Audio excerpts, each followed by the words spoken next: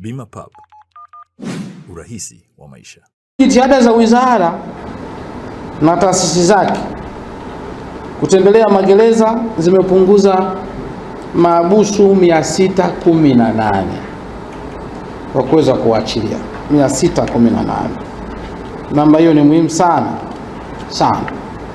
Mafunzo haya mnayoyapata kwetu sisi, kwenu nyinyi atawapa ujuzi zaidi, lakini kwetu sisi pamoja na ujuzi yataimarisha mahusiano yetu kati ya wizara ambayo inasimamia haki na nyinyi jeshi la magereza ambao mnatekeleza haki.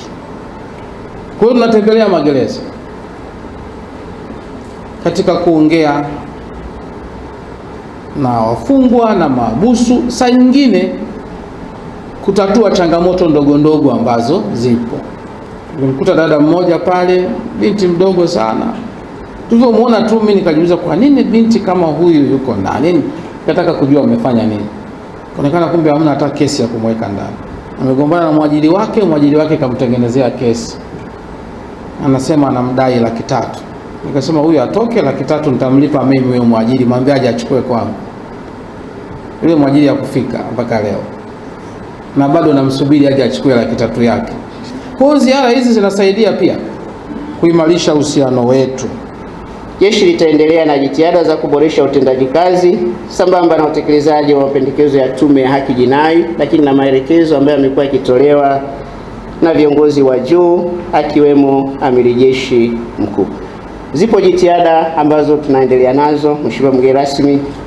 Tayari tumeanza mchakato wa marekebisho ya sheria ya magereza ya mwaka 1967 na kanuni zake.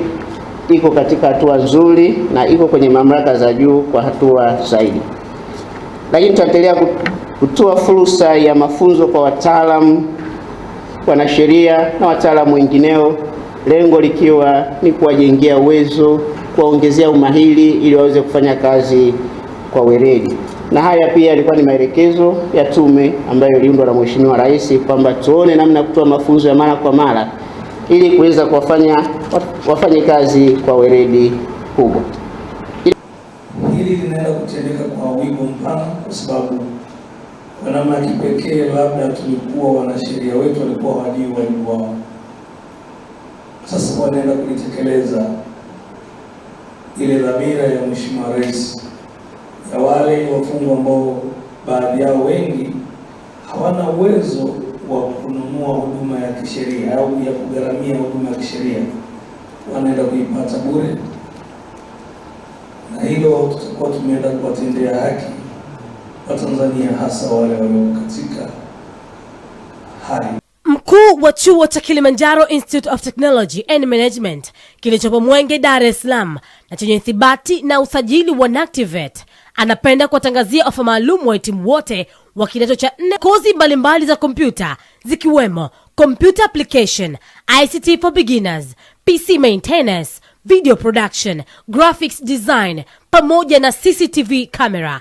Pia mula mpya wa somo kwa kozi za IT, Business, Hotel Management na Front Office. Kumbuka, sifa yetu kubwa ni ufundishaji kwa njia ya vitendo.